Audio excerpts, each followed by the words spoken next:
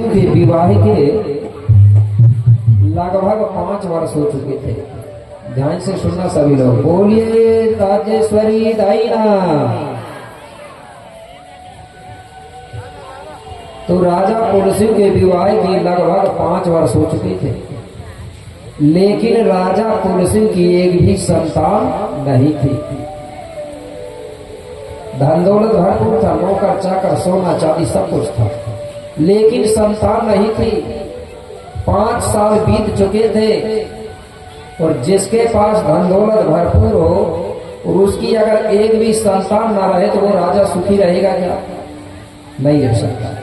अगर धन है तो उसके पास जन भी होना जरूरी है, और अगर धन है और जन नहीं है तो कोई काम का धन नहीं है। इसलिए राजा रानी बड़े दुखी थे मेरे भाई। कैसे? अरे बिन संतान दुखित दो प्राणी, दुखित दो प्राणी। राजा रानी बड़े दुखी थे। बिन संतान दुखित दो प्राणी, बिन संतान दुखित दो प्राणी।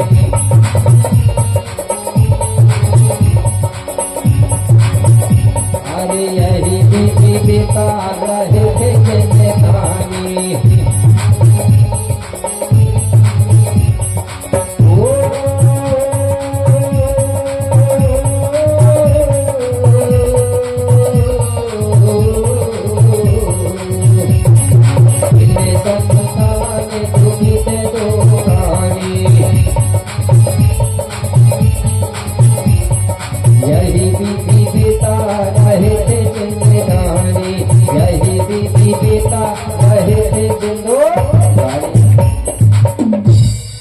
इस प्रकार राजा रानी दोनों बड़े दुख के साथ अपना जीवन बिता रहे थे, क्योंकि संतान नहीं थी। इस प्रकार से बहुत दिन हो गए मेरे भाई। धीरे धीरे समय बीतते गया। एक दिन की बात है, रानी हिरवा की इच्छा हो रही थी डूमर के फल खाने को। क्या? डूमर, डूमरे बोलते हैं आप छत्तीसगढ़ी से, हिंदी में हमारे इधर उमर बोलते हैं, ठीक है ना? और गोंडी में तोया बोलते हैं और संस्कृत में गुलर बोलते हैं। तो रानी की इच्छा हुई डूमर के फल खाने की, और रानी के घर में एक पिंजरा में तोता पला हुआ था, मिट्ठू। रानी ने उसी मिट्टी वाले पिंजरे को उठाई और पिंजरे को उठा करके हाथ में लेकर घर से निकल गई। कहा? डूमर के फल खाने के लिए। अब घर से निकली, चलते चलते नदी के किनारे पहुंची। नदी के किनारे में जाके देखी तो ढेर सारे डूमर के पेड़ लगे हुए थे, जो फले थे भी और पके थे भी। तो रानी हिरवा ने जो पिंजरा है तोता वाला, उसको जमीन पर रख दिया और पिंजरे के दरवाजा खोलती है तो तोता निकला और डूमर के पेड़ की डाली में जाके बैठ गया। अब डाली में बैठ के क्या करता है तोता? अपनी चोंच को ऐसा लिया और चोंच से डूमर के फल तोड़ तोड़ करके रानी के लिए गिराने लगा। अब रानी उन फलों को उठा उठा कर खा रही है और अपनी भूख को मिटा रही है।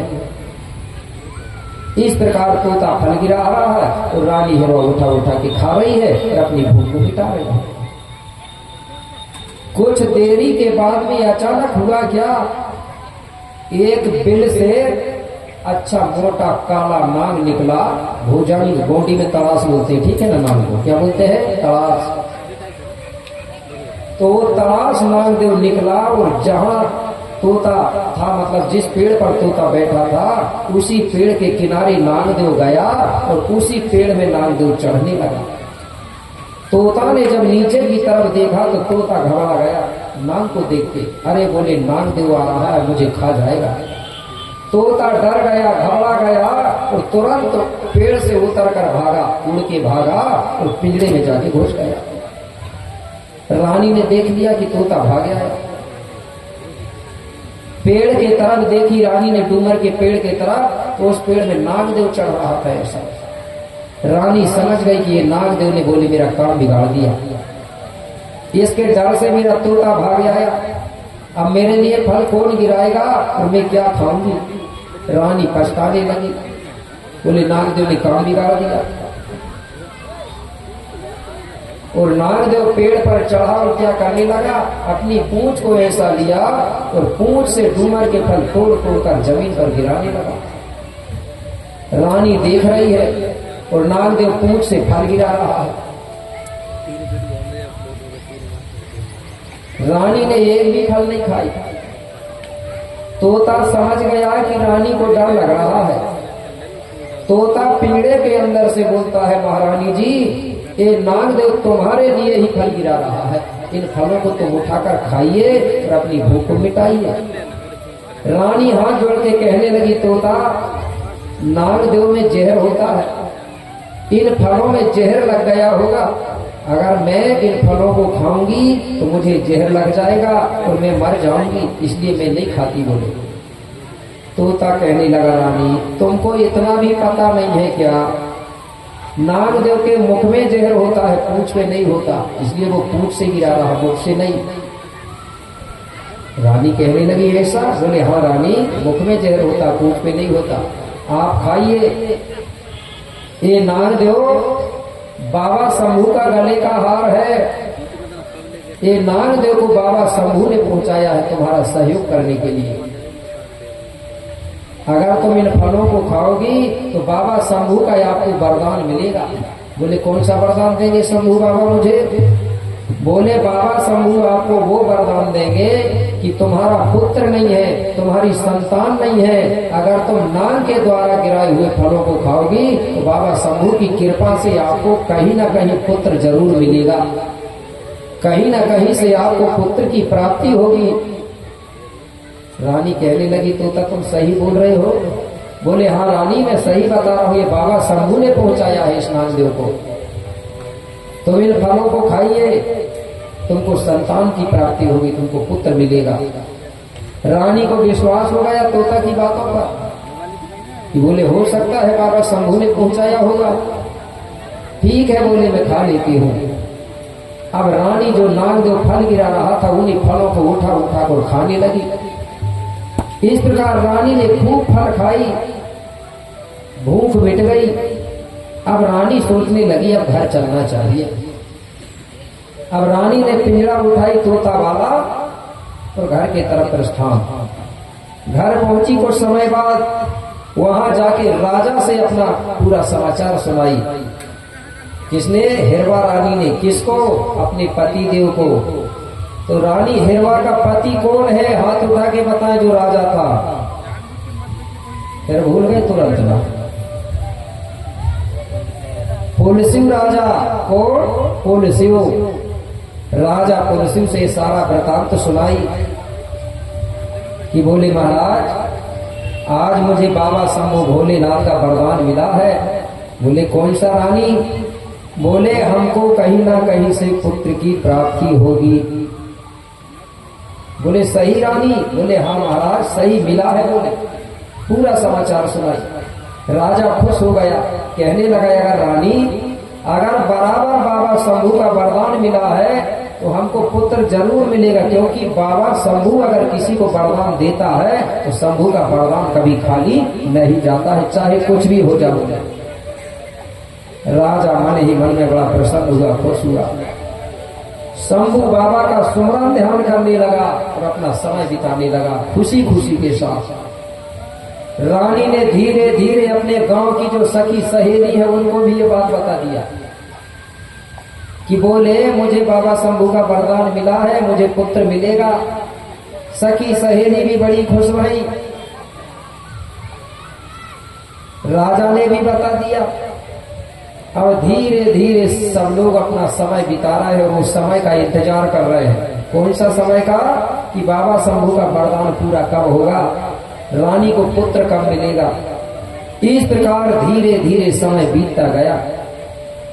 कुछ दिनों के बाद में एक दिन रानी हिरवा का मन हुआ गंगा जी में नहाने के लिए, पेड़ गंगा। अब रानी सोचने लगी कि अकेली नहीं जाती, अपनी सखी सहेलियों को लेके जाऊंगी। तो रानी ने तुरंत ही अपनी गांव की सहेली सखियों को बुलाई और उनसे कहने लगी, बहन आज मेरा मन पेंडोर गंगा में स्नान करने के लिए हो रहा है, इसलिए सुनो। सखी कहने लगी, क्या रानी सुनाओ? बोले, सुनो रानी।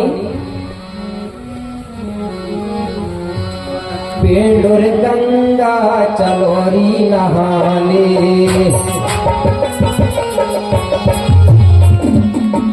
पेंडोर गंगा चलोरी नहाने,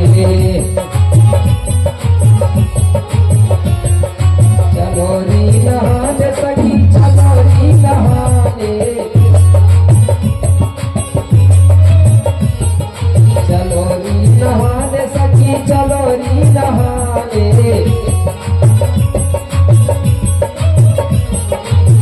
सतरे बिना जिया नहीं माने,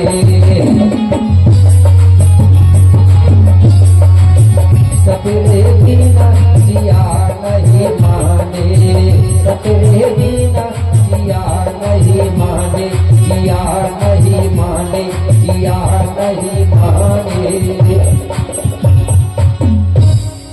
फिर वह रानी कहने लगी, बहन तुम सब लोग तैयार हो जाओ और मेरे साथ नहाने के लिए पेंडोर गंगा चलो, क्योंकि नहाए बिना मेरा मन नहीं मान रहा है, इसलिए तुम जल्दी तैयार हो जाओ। सुनते वचन सखिया हर साई, और संग रानी के तुर तई धाई। तुरंत तैयार हो गई सखी सहेली और कहने लगी, ठीक है रानी चलो हम तैयार हैं। अब रानी सखी सहेलियों सहित घर से निकल गई नहाने के लिए। अब धीरे धीरे मेरे भाई पेंडोर गंगा के पास पहुंची। कैसे? तेही छड़ो गंगा निकट सबे आई, तेही छड़ गंगा निकट सबे आई,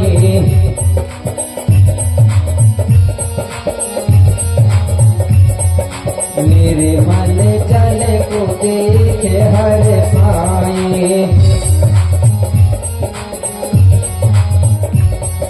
मेरे मन जल को देखे हर साई।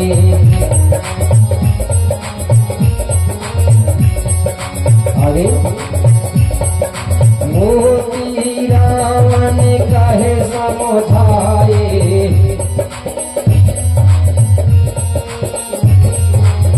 जो प्रेमवासी मोती रावण कंगाली जी है, उन्होंने अपना इतिहास गाथा लिखे एक गोंडियन समाज को समझाने के लिए, बताने के लिए कहा, इसलिए मैं कह रहा हूँ। मोती रावण कहे समझाई,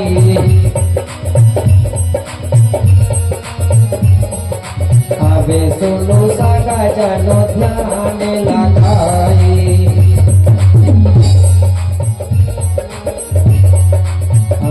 सुनो सगाया के ध्यान लगाई, मोती रावण कहे समझाई। अब रानी वहां पहुंची, वहां जाके देखी तो गंगा जी में सुंदर जल भरा हुआ था, पानी ढेर, और सुंदर जल को देखकर सखी सहेली बड़ी खुश भई, रानी भी बड़ी प्रसन्न भई। रानी कहने लगी, बहन अब स्नान करो।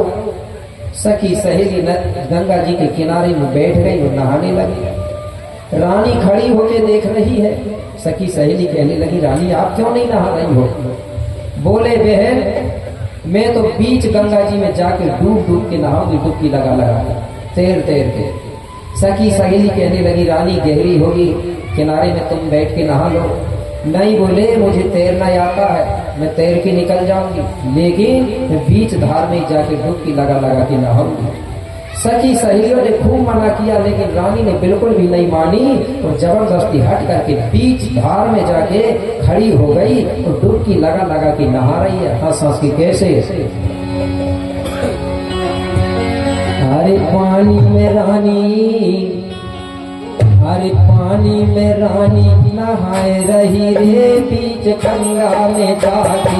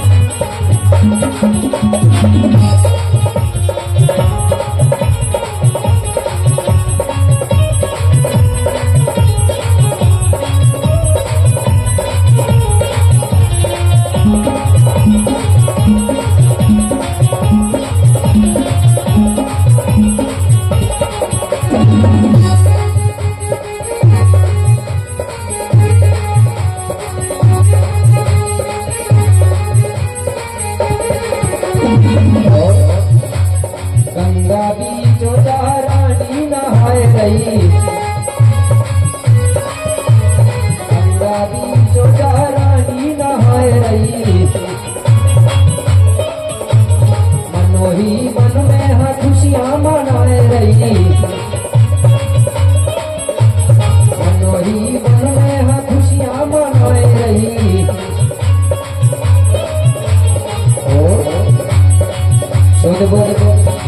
सुध बुध सारी भुलाए दई रे बीच गंगा में जाके,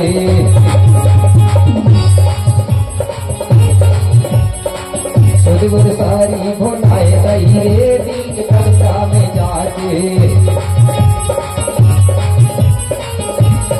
आके पानी में रानी नहाए रही रे बीच गंगा में जाके।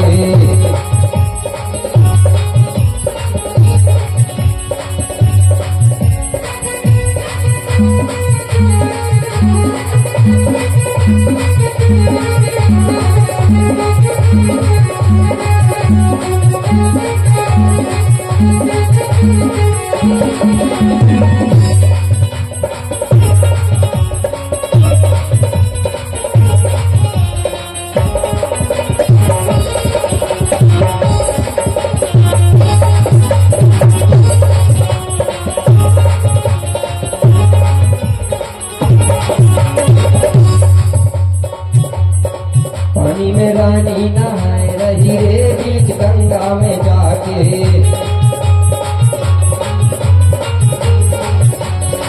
पानी में रानी नहाए रही रे बीच गंगा में जाके, गंगा में जाके हाँ गंगा में जाके, गंगा में जाके हाँ गंगा में जाके, पानी में रानी नहाए रही रे बीच गंगा में जाके, पानी में रानी नहाए रही रे बीच गंगा में जाके, पानी में रानी नहाए रही रे बीच गंगा में जाके, पानी में रानी नहाए रही रे बीच गंगा में जाके, पानी में रानी नहाए रही रे बीच गंगा में जाके, पानी में रानी नहाए रही रे बीच गंगा में जाके, पानी में रानी नहाए रही रे बीच गंगा में जाके। इस प्रकार से रानी हिरवा बीच धार में जाके खड़ी हो गई और नहा रही है डुबकी लगा लगा के। उसी समय हुआ क्या मेरे भाई, रानी ने नहाते नहाते सामने की तरफ देखी तो रानी से कुछ दूरी में एक डोला तैर रहा था, लकड़ी का डोला, जानते हैं ना डोला, वो लकड़ी का डोला तैर रहा था। रानी ने जैसे ही उस डोला को देखी तो सोची ये है क्या। रानी तैरते हुए उस लकड़ी के डोला के पास गई और उस डोला के अंदर देखती है मेरे भाई एक सुंदर सा लड़का खेल रहा था। जैसे ही उस लड़का को देखी रानी ने तो तुरंत रानी को बाबा शंभू के वरदान की बात याद आ गई। ऐसा तो नहीं है कि आज बाबा शंभू का वरदान पूरा तो नहीं हो रहा है। रानी को थोड़ा विश्वास हुआ, रानी के मन में मात्र भाव जाग गया। रानी ने उसी डोला को पकड़ी और खींचते हुए नदी के किनारे लाई और सखी सहेलियों को बताई, बोले बहन देखो, बोले इस डोला के अंदर कितना सुंदर लड़का खेल रहा है, ऐसा लग रहा है कि अभी का जन्म हुआ है। सखी सहेली कहने लगी, रानी तुम्हें याद है कि नहीं वो बात तुम बहुत दिन पहले हमसे बता रही थी कि बाबा शंभू ने मुझे वरदान दिया है, मुझे कहीं ना कहीं से पुत्र मिलेगा, पुत्र की प्राप्ति होगी। रानी ये वही बाबा शंभू का वरदान है, बाबा शंभू के वरदान से ये पुत्र तुमको यहाँ मिला है, ये तुम्हारा ही है, तुम इसको अपना मानो और इसको घर रख लो। रानी को पूरा विश्वास हो गया ये बाबा शंभू का वरदान है, आज पूरा हो गया। अब मेरे भाई लड़का आया कहां से? अपने आप तो आ नहीं सकता ना नदी में। इसके बारे में आपको बता दूं कि पूर्व कोट गणराज में एक गांव जिसको बिजलीपुरा के नाम से जाना जाता था। क्या नाम से? बिजलीपुरा गांव का नाम। उसी बिजलीपुरा में बाबा शंभू का एक परम भक्त रहता था और जिसको जालका दाऊ कहते थे। क्या नाम था? जालका दाऊ। और उसकी पत्नी का नाम था हीरा देवी और राजा तुलसी की पत्नी की हिरवा, थोड़ा सा अंतर है, ठीक है। तो जालका दाऊ के यहाँ रात को, आधी रात को, मध्यरात्रि को एक लड़का का जन्म हुआ था और सुबह सुबह बाबा शंभू जालका के घर पहुंचे। रात में बच्चे का जन्म हुआ और सुबह सुबह शंभू बाबा जालका के घर पहुंच गए और जालका से कहने लगे, बोले जालका दाऊ, तुम्हारे घर में आधी रात को जो बच्चे का जन्म हुआ है, बोले उस बच्चा को आप मुझे दान में दे दो। जालका दाऊ कहने लगा, बाबा एक ही तो बच्चा हुआ है, उसी को आप मांग लोगे तो मैं क्या करूंगा? बोले जालका तुम मेरे भक्त हो ना? जालका कहने लगा, हाँ बाबा आपका ही तो भक्त हूं। और जालका परम भक्त था बाबा शंभू का, लेकिन बहुत गरीब था, गरीबी थी। तो शंभू बाबा कहने लगा, बोले जालका तुम्हारा जो बालक है साधारण बालक नहीं है, ये होनहार बालक है और तुम बहुत गरीब हो, इस बच्चे की शिक्षा दीक्षा की पूरी व्यवस्था नहीं कर पाओगे, इसलिए तुम अपना बच्चा मुझे दे दो। मैं तुम्हारे बच्चे को ऐसी जगह पहुंचाऊंगा राजघराना में, जहां पर खाने की व्यवस्था, शिक्षा दीक्षा, पढ़ाई लिखाई की पूरी व्यवस्था हो जाएगी और तुम ये व्यवस्था नहीं कर पाओगे क्योंकि तुम गरीब हो। तो तुम मुझे दे दोगे, मैं वहां पहुंचा दूंगा, तो तुम्हारा बच्चा आगे चल के 5 खंड धरती का गुरु बनेगा, जिसको विश्व गुरु के नाम से भी जाना जाएगा। विश्व के जितने भी लोग हैं सब तुम्हारे बेटा के बनाई व्यवस्था पर चलेंगे, मतलब विश्व गुरु बनेगा। जालका कहने लगा, मेरा बेटा बोले विश्व का गुरु बनेगा? बोले हाँ, लेकिन कब? जब आप मुझे दान में दे दोगे और मैं तुम्हारे बच्चे को उधर पहुंचा दूंगा राजघराने में, तब बनेगा। तुम्हारे घर में रहेगा तो कुछ नहीं बन पाएगा क्योंकि तुम गरीब हो, उसकी पूरी व्यवस्था नहीं कर पाओगे। जालका दाऊ बड़ा खुश हुआ, प्रसन्न हो गया, तुरंत अपना बच्चे को लाया हीरा देवी के साथ और बाबा शंभू की गोदी में सौंप दिया। उसी बच्चे को बाबा शंभू ने लकड़ी का डोला बना करके, जिस गंगा जी में रानी नहाने आ रही थी, रानी से आने के पहले उस गंगा जी में छोड़ दिया बाबा शंभू, लकड़ी का डोला में रख के। जब रानी उधर से नहाने आई तो रानी ने देखी तो उसी डोला को पकड़ के नदी के किनारे ले गई और सखी सहेलियों को बताई। तो सखी सहेली बड़ी खुश भई, कहने लगी, रानी ये बाबा शंभू की कृपा है, बाबा शंभू का वरदान है कि तुमको ये पुत्र ये गंगा जी में मिला, इसको तुम घर रख लो। अब रानी उस पुत्र को लेकर के सखी सहेलियों सहित अब घर जा रही है। कैसे? रानी चली, रानी चली महल की ओर, संग लियत लो सुंदर छोरा।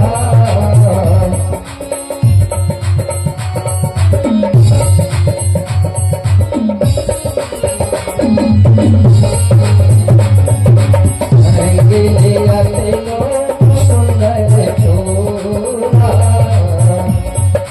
रानी चली महल की ओर। रानी सखी सहेलियों सहित तो सुंदर से बच्चे को लेकर घर पहुंची। वहां जाकर के राजा से सारा समाचार सुनाई। राजा बड़ा खुश हुआ, कहने लगा, रानी मैं कह रहा था ना कि बाबा शंभू का वरदान कभी फेल नहीं होता, देखो आज बोले बाबा शंभू की कृपा से हमको पुत्र मिल गया। राजा ने पूरा कोट गणराज में बात बता दिया कि हमको पुत्र मिला है, पुत्र मिला है। किसी को बता दिया जन्म लिया, दोनों प्रकार से बात फैल गई। इसलिए आज भी किसी के घर में बेटा बेटी जन्म होते हैं ना, तो आज भी कुछ क्षेत्र में बोलते हैं लड़का मिला है, बोलते ही नहीं बोलते। लड़की मिलती, लड़की मिली है, टूरा मिला है, टूरी मिली है, ये आज भी बोलते हैं। तो राजा ने किसी को बता दिया मिला है, किसी को बता दिया जन्म दिया।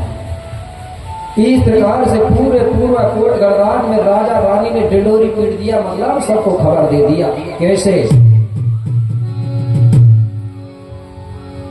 अरे गली गली और गाँव शहर में, अरे मच का भारी हल्ला रे, कैसो हल्ला मच गया भाई? अरे पुलिस के घर जन्म भाइयों है, सुंदर सोए के लल्ला रे।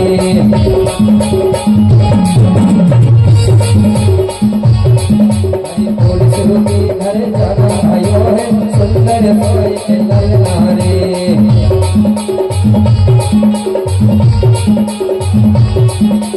गली गली रे गाँव शहर में, गली गली रे गाँव शहर में, अरे नाचो है भारी हजारे। हरि काले कसा में जन्म भयो है, सुंदर सोए के लल्ला रे।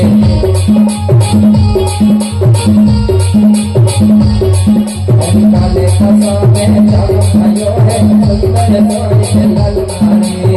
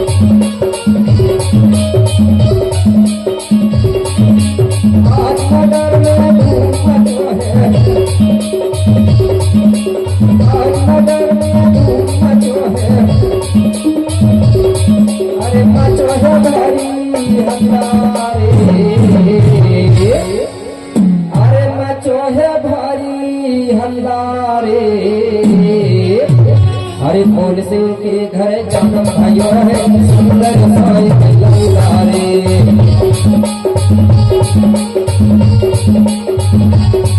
हरे पुलिस के घर जन्म भयो है, सुंदर सोए के लल्ला रे।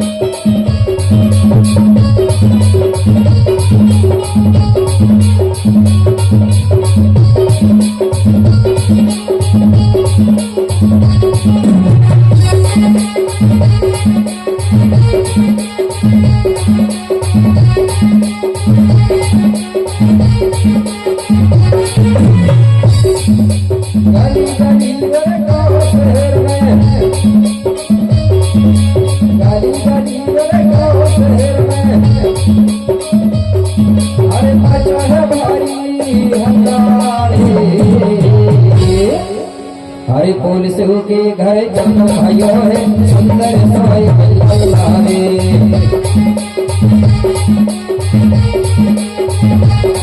हरे पुलिस के घर जन्म भयो है, सुंदर सोए के लल्ला